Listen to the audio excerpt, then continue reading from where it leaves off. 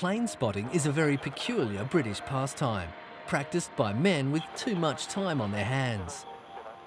On the edge of airports around the UK, enthusiasts with binoculars, notepad and pen are constantly recording the comings and goings of aircraft, paying particular attention to a plane's identifying number, its type and colours.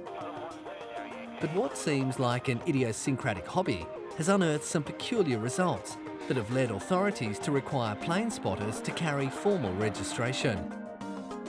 Following the September 11th attacks on New York and Washington, plane spotters began logging the movement of unusual aircraft registered with little-known companies. After investigation, it was realised that many of these obscure aircraft companies were owned by American spy agency the CIA and were moving prisoners held secretly and without charge through the airports of Allied countries without their knowledge or consent. Some governments realised that having extra eyes could be of use in detecting abuses that may otherwise go undetected, but other governments took a different view. When 12 British and 2 Dutch people were seen recording detail at a Greek Air Force Open Day, they were promptly arrested and charged with espionage. After being held for 6 weeks, they were released on bail.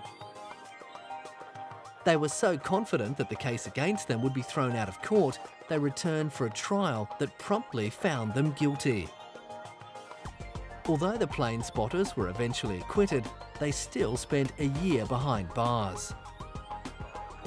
This was a harsh penalty for writing down plane numbers.